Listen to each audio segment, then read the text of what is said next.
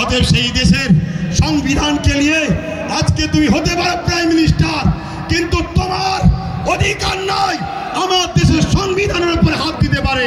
ঠিক না বেটি? এখানে আর একটা ছোট্ট কথা বলবো। আজ গাড়ি বুঝাই করে করে সুলতানি হিন্দের দরবারে যান আপনারা। কি গো, জানতো নাকি?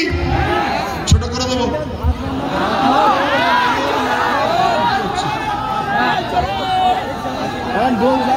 শোনেন, অসুবিধা হচ্ছে আপনাদের?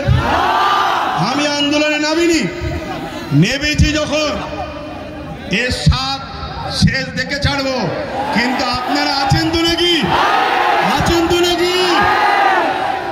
মনে রাখবেন। আচ্ছা, এই আন্দোলনটা করবেন কার সাথে?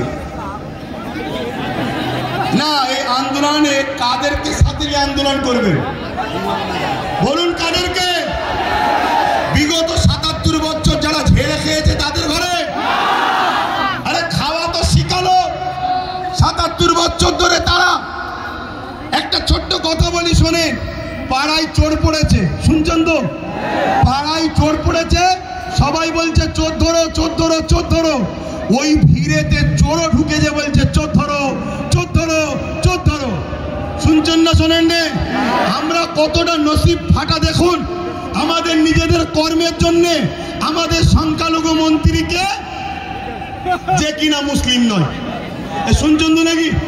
আমাদের অকাল নিয়ে বিরোধী দল হয়ে নেতা হয়ে চিল্লাবে কে? যে কিনা মুসলমান নয়। আজকে বুকে হাত দিয়ে বলুন, আব্বাস সিদ্দিকীকে আজকে মনে পড়ছে না পড়েনি? আজকে বলুন।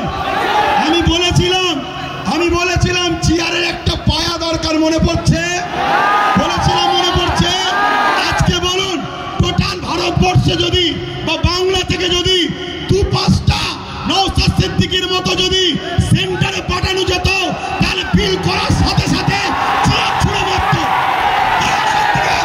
সংবিধানের বিরুদ্ধে কথা বলছিস, কিন্তু আজ আমরা লোভে পড়ে গেলাম বা জালিমদের লুটাতে আমরা হেরে গেলাম। কিন্তু মনে রাখবেন, এই লড়াই অনেক দিন কালের। আগামী দিন অস্তিত্ব বাঁচাবার জন্য যেমন আমাদেরকে রাজপথে সংবিধানের অধিকার নিয়ে লড়াই করতে হবে, ঠিক তেমনি সংবিধানের অধিকার নিয়ে নিজেদেরকে বাঁচার জন্য, নিজেদের অকাপ বাঁচাবার জন্য একটা চেয়ারের পায়ারও দরকার আছে না নাই? আছে না নাই? মনে রাখবেন, আমাদের ঘরে এখানেও দরকার, ওখানেও পাঠাতে হবে। যখনই সংবিধান বিরোধী কিছু কথা হবে, তখনই তারা লড়বে। আজকে বলুন, আব্বাস সিদ্দিকী ভুল করেছিল? ভুল করেছিল? এই গত 2 দিন আগে পার্লামেন্টে, আমার পশ্চিম বাংলার বিধানসভায় ওয়াকফ নিয়ে আলোচনা হচ্ছিল। বড় বড় দাঁড়িয়ে রাখা মনীষে কলকাতায় দাঁড়িয়ে বড় বড় ফুটানি দিচ্ছিল, ওর মধ্যে ঢুকে একটা ওয়াকফের পক্ষে কথা বলেনি, একটাও কথা বলেনি। আমি আপনাকে রিপোর্ট বলে যাচ্ছি। কেন? ও যদি কথা বলে পরের বারে টিকিট পাবে না, পরের বারে টিকিট পাবে না। এইরকম যদি মুনাফেক মুসলমান আমাদের মাথায় বসে থাকে, তাহলে আমাদেরকে লুটবে না তো কাদেরকে লুটবে? এর জন্য আমাদের দোষ আছে না নাই?